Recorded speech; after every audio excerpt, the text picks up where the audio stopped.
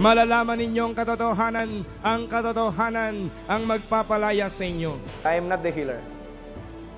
Jesus Christ living in me is the healer. He is the same yesterday, today, and forever. Kung hindi siya magdududa sa kanyang puso, sa halip, bagkos, mananampalataya siya ng sinasabi ng kanyang bibig ay mangyayari. In living in the last days, you have to ensure your eternity. Prepare for eternity.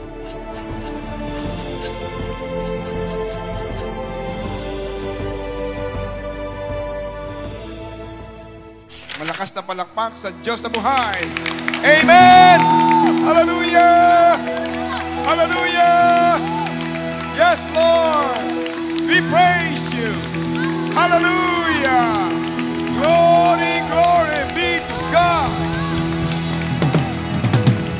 Hallelujah! Amen! Amen! You may be seated, please. Makakapo na pang lahat. Praise God, praise God. Buksan natin ang banal na kasulatan sa ating scriptural reading, Matthew chapter 9. Matthew chapter 9, beginning verse 1. Let us read, everybody. So he got into a boat, referring to Jesus Christ, crossed over, and came to his own city. Then behold, they brought to him a paralytic lying on a bed. When Jesus saw their faith, he said to the paralytic, "Son, be of good cheer. Your sins are forgiven you." Your sins are forgiven you. Verse 3, and at once some of the scribes said within themselves, "This man blasphemes." Ang scribes po ay sila po ay mga authority, mga teachers of the word. Sila ho ay mga teachers of the word, teachers of the law. Sabi nila sa sarili nila, "This man blasphemes." Ibig sabihin, itong taong ito na nagsabing doon sa lumpo, sa paralytic, "Son, be of good cheer. Your sins are forgiven you." Itong taong ito ay sumasalansang sa Diyos. In effect, ano bang karapatan niya na magbigay ng kapatawaran sa kasalanan ng tao? Verse 4, continue reading. But Jesus, knowing their thoughts, and said, "Why do you think evil in your hearts? Why do you think evil in your hearts? For which is easier to say, your sins are forgiven you, or to say, arise and walk? Alin ba ang madaling sabihin? Alin ang madaling sabihin, your sins are forgiven you? Or to say, arise and walk? Siyempre, madaling sabihin yung arise and walk. Mas mahaba yung salitang, your sins are forgiven you.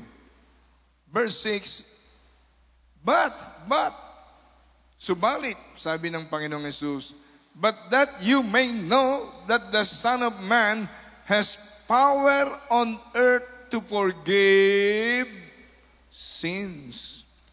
Then he said to the paralytic, arise, take up your bed, and go to your house. And he arose and departed to his house. Sa verse 8, now when the multitude saw it, they marveled and glorified God who had given such power to men. Ang Diyos ang magpala sa pagkakabasa ng kanyang buhay at banal na salita. Ang lesson po rito, ay gusto kong reviewin natin yung origin of sickness. Saan nanggaling ang karamdaman, ang sakit at karamdaman?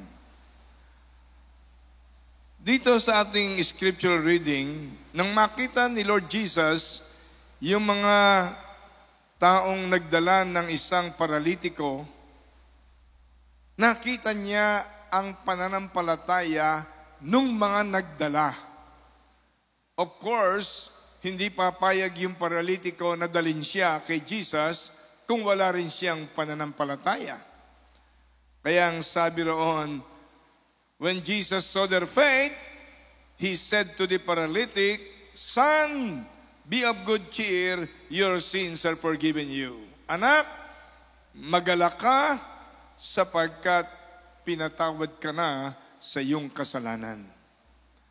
Yung mga scribes, yung mga authority sa pagtuturo ng mga batas, ng religious laws, tinatawag, ang sabi sa isip nila, itong taong ito'y sumasalansang sa Diyos para praising anong karapatan niyang magpatawad ng kasalanan.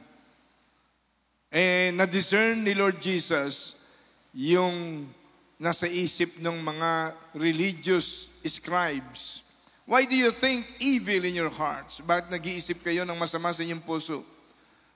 For which is easier to say, your sins are forgiven you, or to say, arise and walk?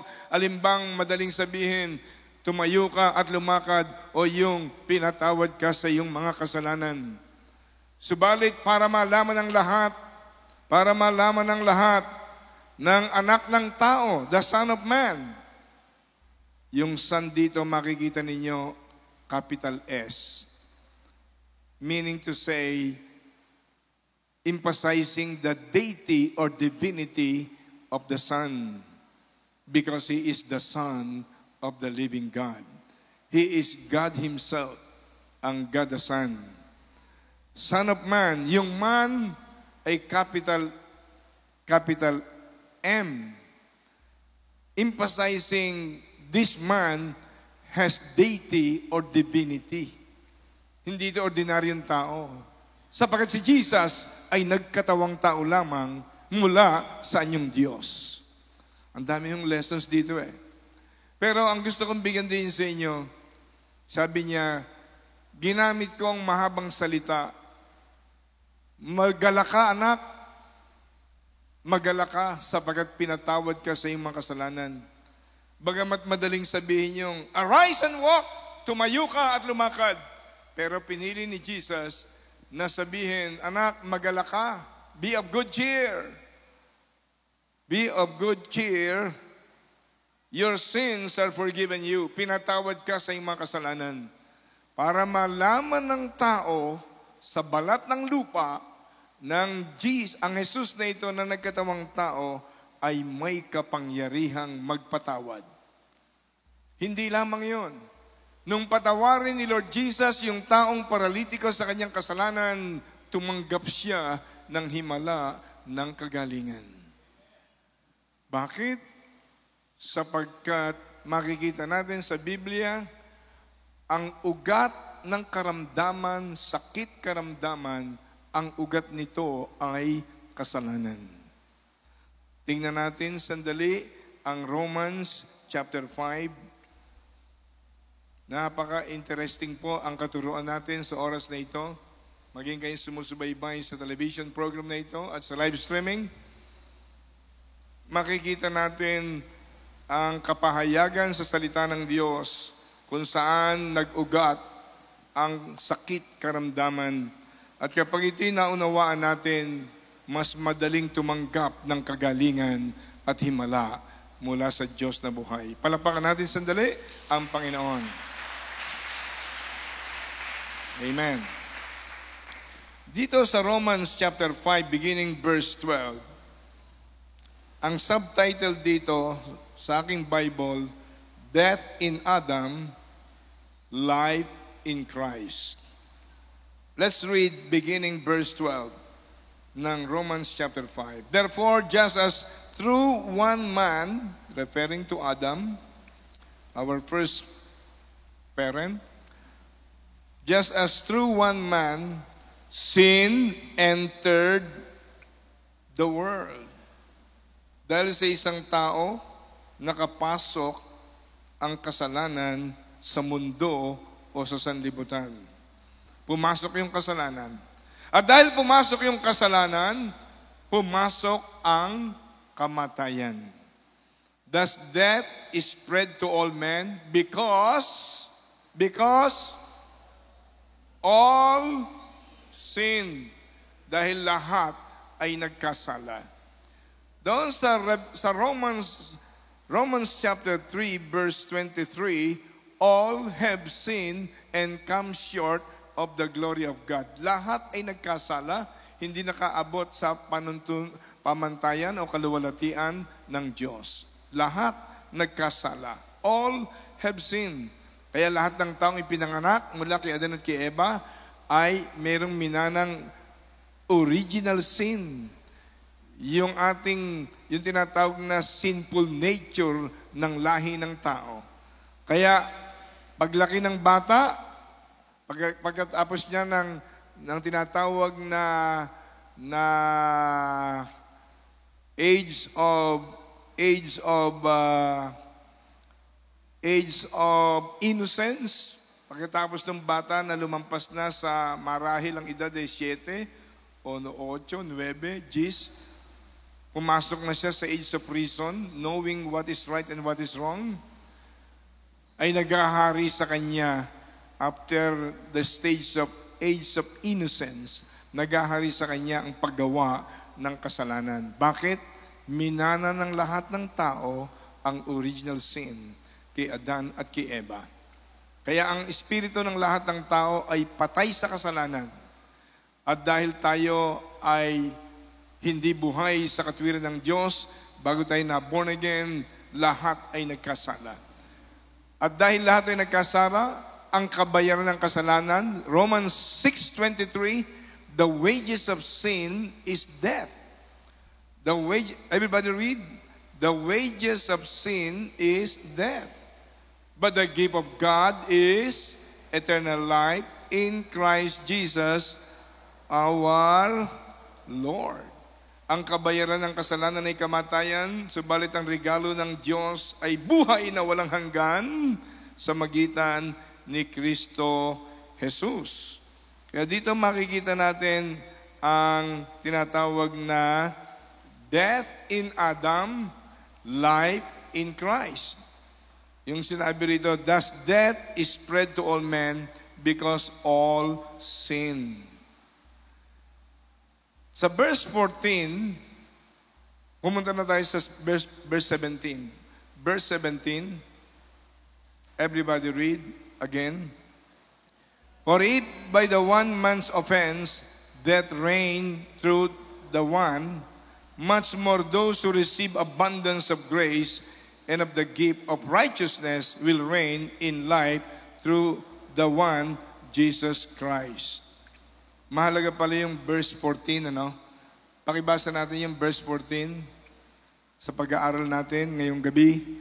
Nevertheless, death reigned from Adam to Moses.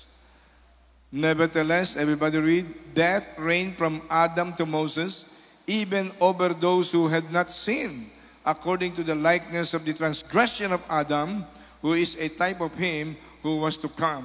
Ibig sabihin lang po nito, ay lahat ng tao ay dahil galing kay Adan at kay Eva, at sapagkat si Adan at si Eva ay nahulog sa kasalanan sa paraiso, naging taksil sa Diyos, kaya lahat ng taong ipanganak na galing kay Adan at kay Eva ay nagmamana ng original sin.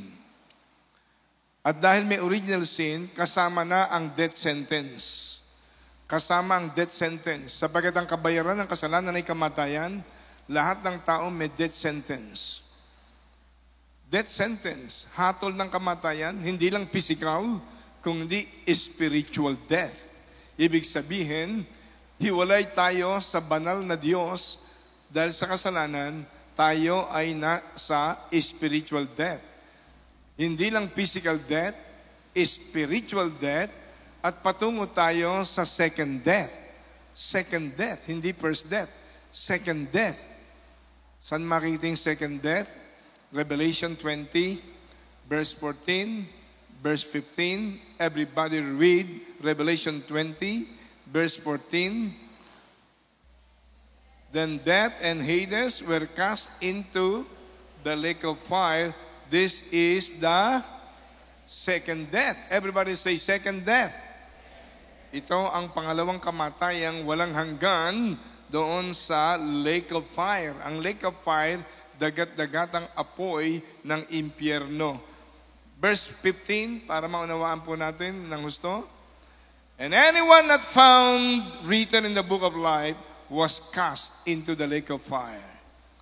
Ngayon, balik tayo sa konteksto ng ating pinag-aaralan. Nung makita ni Jesus Christ yung paralitiko kasama ng mga nagatid sa kanya, ipinakita nila ang kanilang pananampalataya. Nakita ni Jesus yung kanilang faith, pananampalataya. Kaya yung pananampalataya ang susi para mabuksan ang kalangitan.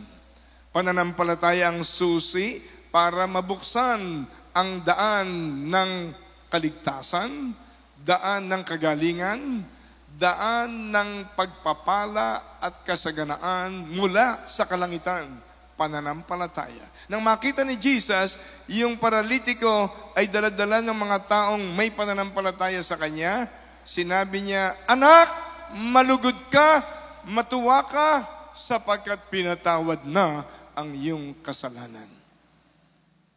Nagreklamo yung mga scribes, yung mga teachers of the law during that time. Yung mga religious leaders na hindi born again, walang tunay na pananampalataya kay Jesus. Nagreklamo, pero religious sila. Anong kapangyarihan ng taong ito magpatawad?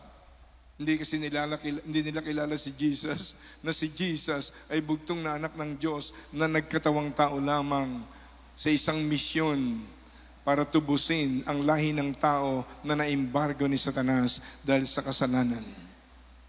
Kayo at ako'y imbargado nung unang panahon. Lahat ng tao ay imbargado ni Satanas. Hanggang hindi tayo nakakakilala kay Jesus, hanggang hindi natin nasasampalatayanan ang bugtong na anak ng Diyos ay nagkatawang tao, pwedeng ipanganak sa Malacanang Palace o sa mansion, ipinanganak sa pasabsaban ng mga hayop sa Bethlehem. At the age of 33, ipinako sa krus, namatay sa isang kahambal-hambal na kamatayan, sapagkat gayon na lamang ang pagsinta o pag-ibig ng Diyos sa makasalanang sanlibutan. Ibinigay niya, inihandog niya ang kanyang kaisa-isang bugtong na anak, upang ang sino man na sa kanya'y sumampalataya ay huwag nang mapahamak, kundi magkaroon ng buhay na walang hanggan. Sino man, protestante ka man, katoliko ka man, ano man ang iyong relihiyon o sekta, komunista ka man katulad ko dati na walang Diyos, sino man na dumating sa kanyang buhay na makilala si Jesus at makapanampalataya ay huwag nang mapahamak sa impyerno at magtamo ng buhay na walang hanggan. Amen? Palapakan natin ang Panginoon. Amen, Lord. So, makikita po natin sa Romans chapter 5, dahil nakapasok ang kasalanan, sumunod ang kamatayan. Kaya lahat ng tao ay napasok ng kasalanan, kaya lahat ng tao ay mayroong death sentence, kamatayan. Hindi lang physical, hindi lang spiritual death, patungo pa sa second death, sa dagat-dagatang apoy ng impyerno. Purihin ang Panginoon. Yung pangalawang Adan, sa Bible, pag pinag-aralan natin, ang unang Adan ay yung nilalang ng Diyos na unang magulang natin, si Adan at si Eva. Yun ang unang Adan. Yung pangalawang Adan ay yung bugtong na anak ng Diyos na nagkatawang tao, si Jesus Christ. Palapakan natin ang Diyos na buhay. Amen, Lord. Amen, Lord. Hallelujah. Praise God. Kaya kinakailangan na intindihan natin ang lalim at lawak ng kapahayagan ng katotohanan ng Diyos. Kaya mahalaga ang pag-aaral ng salita ng Diyos. Kaya sinabi ng ating Panginoong Yesus sa Matthew 4:4, inulit sa Luke 4:4, man shall not live by bread alone, but by every word of God.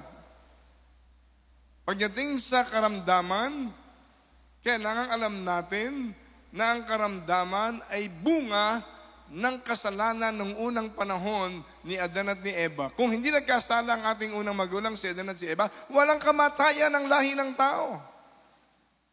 At walang kahirapan, walang poverty, walang nagugutom, walang naghihirap. Dahil nahulog sa kasalanan, ang buong lahi ng tao ay napawalay sa banal na Diyos. At ang lahi ng tao ay nasumpa.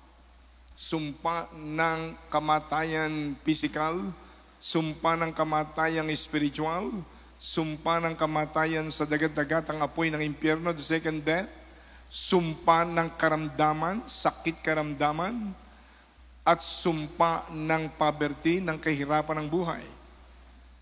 Purihin ang Panginoon, nung si Jesus Christ ay magkatawang tao, at sa kanyang pagkakatawang tao, sa oras ng kanyang misyon, at the age of 30, sinimulan niyang ipangaral ang magandang balita ng kaligtasan sa lahi ng tao.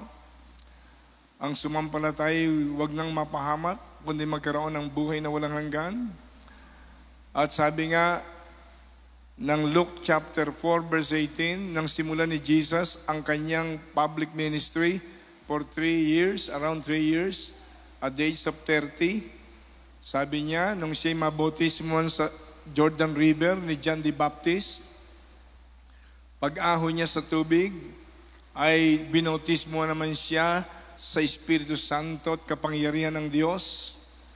At sabi ni Jesus sa Luke chapter 4 verse 18, the King James Version or New King James Version, the Spirit of the Lord is upon me, for He hath anointed me to preach the gospel to the poor. He hath sent me to heal the brokenhearted, to preach deliverance to the captives, to give sight to the blind, and to set at liberty them that are bruised. Ito ay dinescribe ni Jesus ang kanyang ministry na ipapangaral ang magandang balita ng kaligtasan. Ang mga may sakit ay pagalingin, bulag ay makakita, ang mga taong nakakagapos sa kaparusahan at kapangyarihan ng kasalanan ay makalaya, magkaroon ng redemption. At itong ginawa nga ng Panginoon, sa loob ng 3 taon ay nangaral siya.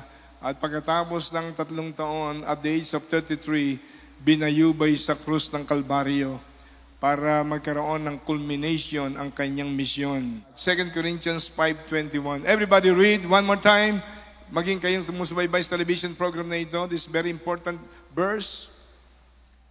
God made Him, referring to Jesus, who had no sin, to be sin for us, so that in Him we might become the righteousness of God. Listen carefully, please. Nung si Jesucristo mamatay sa krus ng Kalbaryo, wala siyang kasalanan. Pero dinagan sa kanya ang lahat ng kasalanan. Kaya isa sa mga huling 7 wika niya, Ama, bakit mo ako pinabayaan? One of the 7 last words ni Jesus nung unang Biyernes Santo. Sabi nung iba, hindi matiis ng Diyos na makita ang kanyang bugtong na anak naghihirap sa krus ng Kalbaryo. Secondary lang po yun.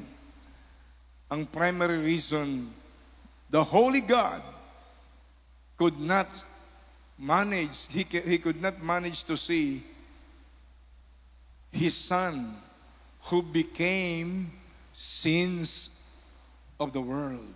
Idinagan sa kanyang lahat-lahat ng kasalanan ng lahi ng tao mula nung panahon ni Adan, past, present, and future sins, idinagan sa kanya upang sa kanyang kamatayan magkaroon ng katubusan ang lahi ng tao. Na ibubuo niya ang kanyang banal na dugo na walang original sin. Sapagkat si Jesucristo lang ang kaisa-isang tao na nabuhay sa balat ng lupa na walang original sin. Bakit? Siya'y bugtong na anak ng buhay na Diyos na nagkatawang tao.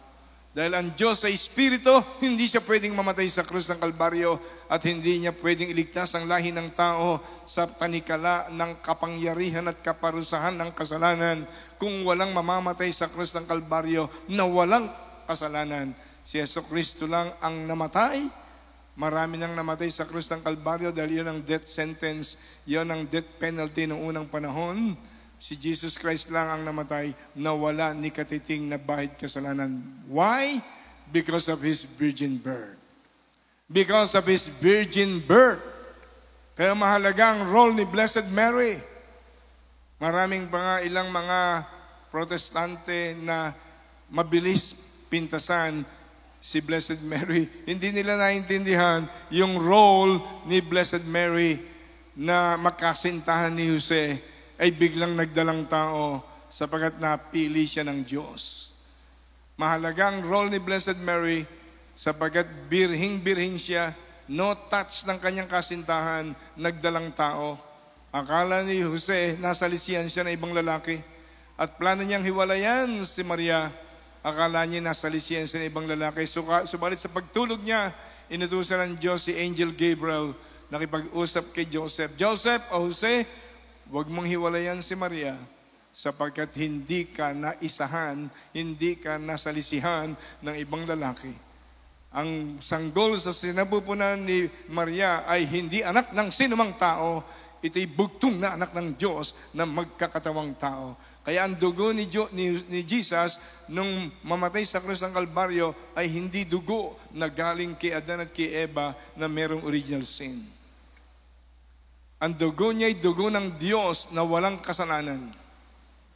Ang tanging kaisa-isang dugo sa langit at sa lupa na may kapangyarihang mag-alis, maghugas at maglinis ng kasalanan ng tao at alisin ang mga sumpa na nakapasok sa lahi ng tao.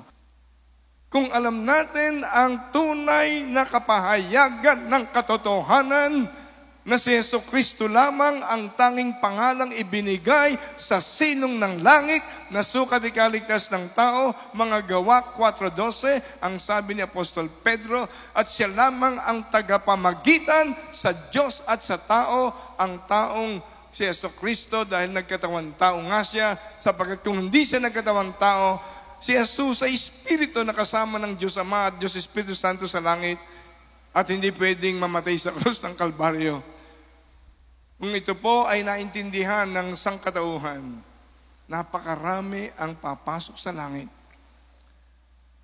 Napakarami ang hindi malilinlang ni Satanas. Kaya itong katotohanan ito'y dapat maintindihan ng tao para maunawaan nila. Kahit saan sila relihiyon pumasok, sa impyerno pa rin ang baksak nila. Kahit nasa JIL Church na walang itinataas na reliyon kundi si Jesus, sa impyerno pa rin ang pasok nila pag wala silang naitatag na relasyon sa Diyos. Hindi relihiyon ang kaligtasan ng tao kung hindi relasyon sa Diyos na makakamit kay Jesucristo na nagsabing sa John 14:6, He is the way, the truth, and the life. No one can come to the Father except through Him. Siya lamang ang daan, ang katotohanan ng buhay, walang makaparoon sa Ama kung hindi sa magitan niya. Palakpakan natin ang buhay na Diyos. Hallelujah! Praise God! At gusto kong idagdag itong revelation dito sa Ephesians chapter 2, verse 8. Everybody read Ephesians chapter 2, verse 8. I'm reading from the New King James Version Bible. Everybody read. For by grace you have been saved through faith, and that not of yourselves. It is the gift of God. Verse 9, not of works, lest anyone should boast. Sa Tagalog, grace, sa biyaya, kayo'y nangaligtas sa magitan ng pananampalataya. Faith. Hindi, that not and that not of yourselves. Ito hindi dahil sa inyong mga sarili. It is the gift of God. Ito'y regalo ng Diyos. Ang regalo, hindi binabayaran. Kung ang Bible na ito iririgalo ko sa inyo, hindi kayo magbabayad sa akin. Bakit? Regalo ko yun eh. Hindi ko na pinagbibiliin eh. Ang kaligtasan ay regalo. Biyaya sa magitan ng pananampalataya. Hindi dahil sa inyong mga sarili. Ito'y hindi dahil sa inyong mga gawa upang ang sino man ay huwag magmapuri. Not of works, lest anyone should boast. Not of works, verse 9, lest anyone should boast. Hindi dahil sa mga gawa. Kung tayo po'y maliligtas sa mabuting gawa, pagpasok natin sa langit, nakataas ang kuhelyo natin. Aba, Jesus, Jesus, kaya ako nasa langit, dapat lang. Kapag gano'n ang kaligtasan, ang langit mapupuno ng mayayaman, ang impyerno mapupuno ng mahihirap. Bakit? Very simple. Mas madaling gumawa ng mabuti kung maraming pera. Mas marami kang matutulungan kung marami kang pera. Kaya gusto ng Diyos, pagpalain niya ng todo-todo ang kanyang mga anak. Kung sa isip at puso ng kanyang mga anak, pag pinagpala sila ng Diyos, ay tutulong sila sa maraming naghihirap. Tutulong sila sa pagtatayo ng mga tunay at tamang simbahan. Tutulong sila sa pagtatayo ng mga eskwelang non-profit, kung hindi magbigay ng edukasyon sa mga tao kahit na may hirap. Yan po ang prinsipyo ng Panginoon. Sinabi niya sa Deuteronomy 8:18, remember your God who gives you the power to produce wealth, all the power to get wealth. Palapakan mo na sandali ang Panginoon. Yes, Lord. Titus, chapter 3, verse 5. Anong sabi sa Titus? Chapter 3, verse 5. Everybody read. Not by works of righteousness which we have done, but according to His mercy, He saved us through the washing of regeneration and renewing of the Holy Spirit. Ang ibig sabihin nito, hindi dahil sa ating mga gawa ng katwiran na ating nagawa, kaya tayo naligtas, kung hindi dahil sa kanyang habag, awa, habag, mercy, biyaya, mercy, habag. He saved us, niligtas niya tayo through washing of regeneration and renewing of the Holy Spirit. Yung washing of regeneration, renewing of the Holy Spirit, kapag tumanggap tayo kay Jesus bilang tunay na tagapagligtas at Panginoon at Diyos ng ating buhay, huhugasan tayo ng kanyang banal na dugo na walang bahid kasalanan. Lilinisin tayo sa lahat ng kasalanan at kalikuan. At renewing our spirit by the power of the Holy Spirit, papasok sa atin ang Holy Spirit. Yung ating espiritu na patay sa kasalanan, biglang mabubuhay, regenerated, made alive. Yun ang ibig sabihin ni Jesus sa John 3:3, unless a man is born again, he cannot see the kingdom of God. Maliban na tayo ma-born again o maipanganak na muli, ang kanyang espiritu ay hindi siya makapapasok sa langit. Kaya nung tanggapin natin si Jesus, hindi relihiyon, hindi sekta, hindi organisasyon, si Jesus Christ, the very person of the begotten Son of God, nang tanggapin natin sa ating puso't buhay, kinilala natin yung pagkakatawan tao niya mula sa anyong Diyos. Kinilala natin ang kanyang supreme sacrifices on the cross of Calvary. Siya'y nasugatan dahil sa ating mga kasalanan. Siya'y nabugbog dahil sa ating kaliguan. Binayaran niya ang ating kapayapaan at sa kanyang mga sugat at latay, kayo at ako ay tumanggap ng kagalingan. Amen? Palapakan natin ang Panginoon. Amen, Lord. Oh, glory to God. Amen. Praise be the name of the Lord.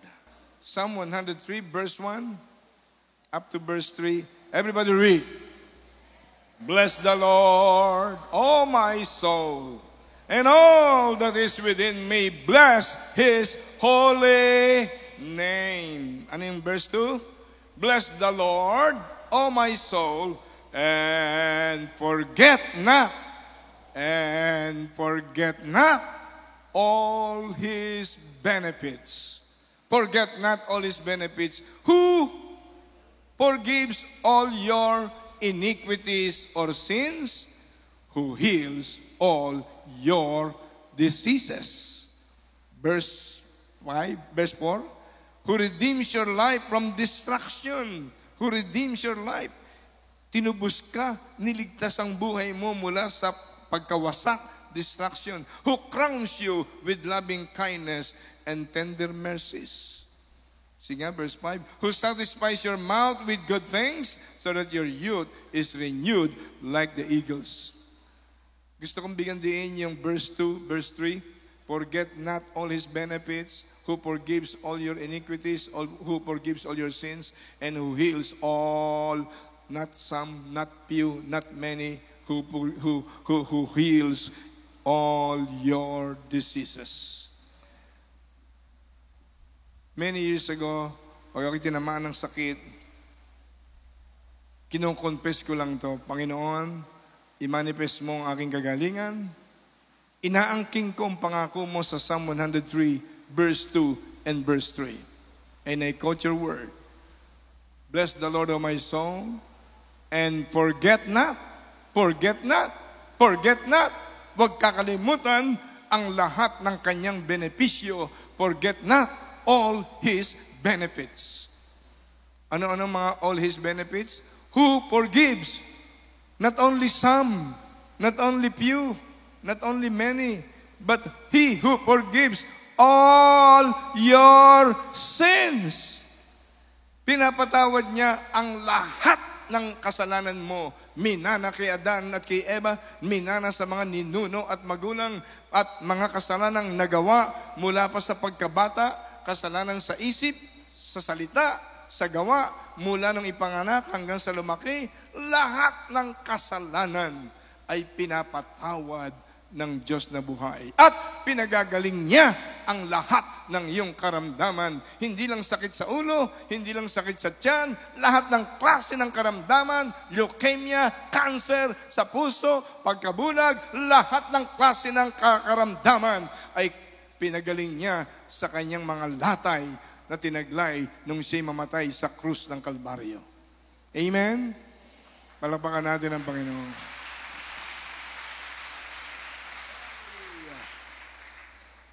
Kaya mga minamahal, tandaan po natin, nung si Jesucristo ay yalay ang kanyang buhay sa krus ng Kalbaryo, He provided the human race the so-called holistic atonement. Holistic atonement, meaning to say, kayo at ako ang dapat mapako sa krus, siya ang nagpapako sa krus. Kayo at ako ang dapat maparusahan sa kasalanan, siya ang naparusahan sa kasalanan ng tao. Kayo at ako ang dapat na daganan ng lahat ng sakit at karamdaman, siya ang dinaganan ng lahat ng sakit, karamdaman, lahat ng kasalanan, lahat ng karamdaman, at lahat ng kahirapan ng buhay, dusa't hirap at buhay, sa Kanya dinagan upang kayo at ako makawala, makalaya sa tanikala ng dyablo, sa tanikala ng katakot-takot na sumpa. Kaya tayo nagkaroon ng spiritual salvation. Meron tayong physical healings. Meron tayong financial redemption and prosperity against poverty. Holistic atonement ang binigay ng Diyos. Kaya sabi ng 3 John 2, sabi niya sa King James Version Bible, My beloved, I wish above all things that thou mayest prosper, be in health as your soul prospereth. Holistic, spiritual blessings, physical blessings, and financial blessings. If you believe, you can receive. Amen? Palapakan natin ang Panginoon. Tumayo tayong lahat sandali. Glory be to God. Hallelujah. Let us sing the right song.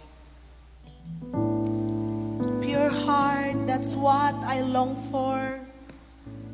Pure heart, that's what I long for. A heart that follows hard after thee. A heart that follows hard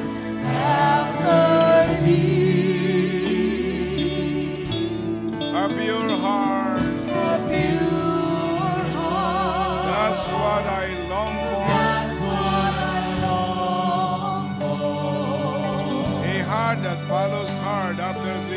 Heart that follows hard after thee. A heart that hides your word, so that sin will not come in. A heart that's A undivided. heart that's undivided. The one you rule The and one reign. you rule and reign. A heart that beats Heart compassion. that beats compassion, That pleases you, my Lord. that pleases you, my Lord. Sweet Sweet aroma of worship of worship that rises rises to your throne. your throne. Let us just bow our head, patuloy tayong yumuko, and even raising up our hands toward heaven, symbolizing we are surrendering our life to Jesus. Just follow me with a simple prayer. Lord Jesus, Lord Jesus, I believe you.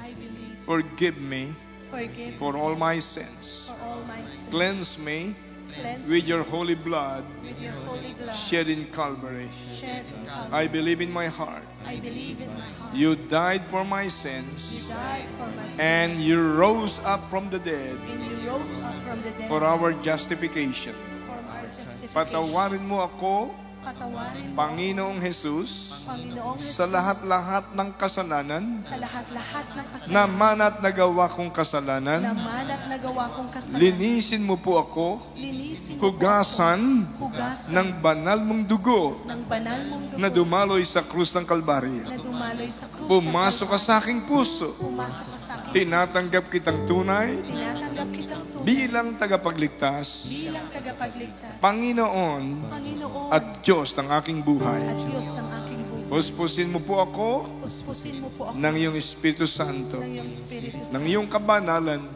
ng iyong katwiran, ng iyong katwiran, ng iyong karunungan, ng ng iyong kapangyarihan. ng iyong kapangyarihan. Mula ngayon, Mula ngayon, tulungan mo kong mabuhay tulungan mo akong sa gitna ng iyong kalooban, sa gitna ng iyong kalooban, naglilingkod sa iyo naglilingkod ng sa buong katapatan. buong katapatan. Marami pong salamat. Marami pong salamat. Ako iyong pinatawad Kami iyong pinatawad sa lahat ng kasalanan. sa lahat ng kasalanan. Binigyan ako ng kaligtasan Binigyan ako ng kaligtasan at buhay na walang hanggan. at buhay na walang hanggan. Lumapit lang tayo sa Kanya. Walang imposible sa Panginoon. Awitin natin minsan pa yung inawit natin kanina, by His wounds we are healed. By His wounds we are healed. Pinatawad na tayo sa kasalanan sa ating prayer kanina. Kung tayo pinatawad sa kasalanan, wala nang kapangyarihan si Satanas na maglagay ng sakit, karamdaman o kahirapan sa ating buhay. By His wounds we are healed.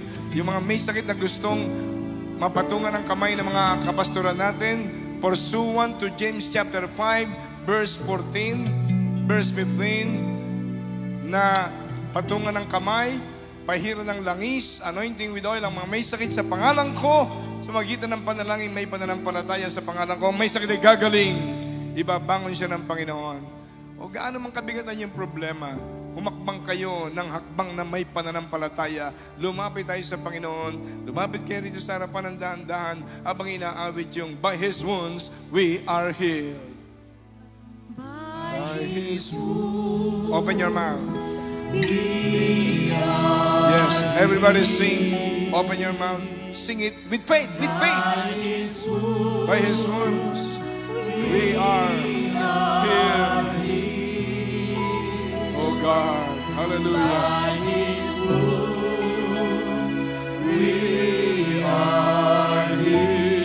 Yes, yes, yes. By your wounds, we are healed. Just above the whisper, mahinang-mahinang tinig. Everybody sing sa mahinang tinig. We are healed.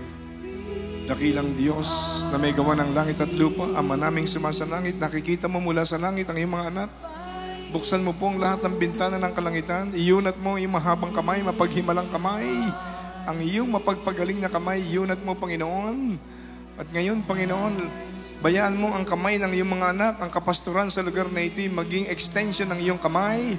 Bayaan mo, Panginoong, madama ng bawat isa ang mapaghimala, mapagpagaling na kamay ng buhay na Diyos. Ipatong mo ngayon sa kanila, Panginoon. Padaluin mo ang himala ng kagalingan. Padaluin mo ang surging resurrection power of the Lord Jesus Christ, the same Spirit that raised up Jesus from the dead. Padaluin mo sa kanila, Panginoon. Mabuwal kayo't hindi yon ang sukatan ng kagalingan at himala ng Diyos. Receive your healings, receive your miracles, receive your blessings, receive all the benefits of Calvary. Oh, forget not all His benefits, who forgives all your sins, who heals all your diseases, and redeemeth your life from all kinds of destruction. Maging kayong sumusubaybay sa live television program na ito ng God's Channel of Blessings. Hallelujah! At maging sa live streaming, inaabot kayo ng mahabang kamay ng buhay na Diyos mula sa kalangitan. Binuksan ng Diyos Ama ang lahat ng bintana ng kalangitan. At ang kanyang mahabang kamay ay inaabot niya ang inyong pangangailangan.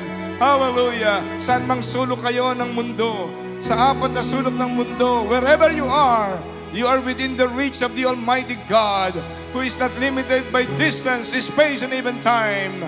Receive all the benefits of Calvary. Receive your salvation and your loved one's salvation, your family's salvation.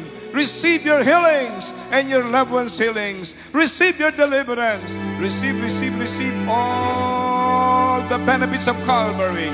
Salvation, healings, deliverance, financial victory and freedom and miracle. Receive even prosperity. Receive God's answers to your prayers. Raise up your hands, please. Raise up your hands. Everybody say, thank you, Lord Jesus. Thank you, precious Holy Spirit. Thank you, Father God. I receive. I believe. I receive. I believe I receive. I believe I receive. All heavenly blessings from your throne.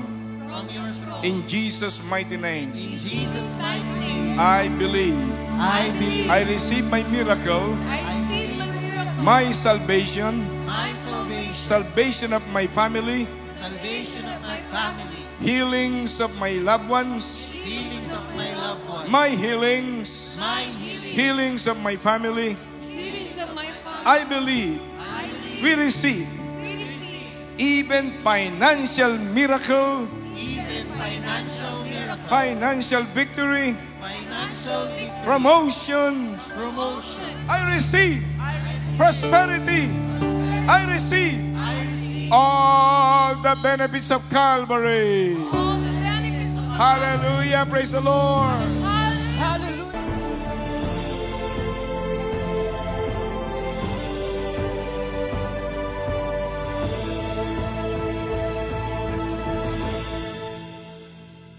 Partner with us by sending your donations to Light TV Ministries Foundation Incorporated. Bank details: Bank of the Philippine Islands. Account name: Light TV Ministries Foundation Incorporated. Account number 004031006401. Swift code BOPIPHMM, Manila, Philippines. China Banking Corporation. Account name: Light TV Ministries Foundation Incorporated. Account number 102500001426. Swift code CHBK PHMM, Manila, Philippines. Thank you for partnering with Light TV, God's channel of blessings.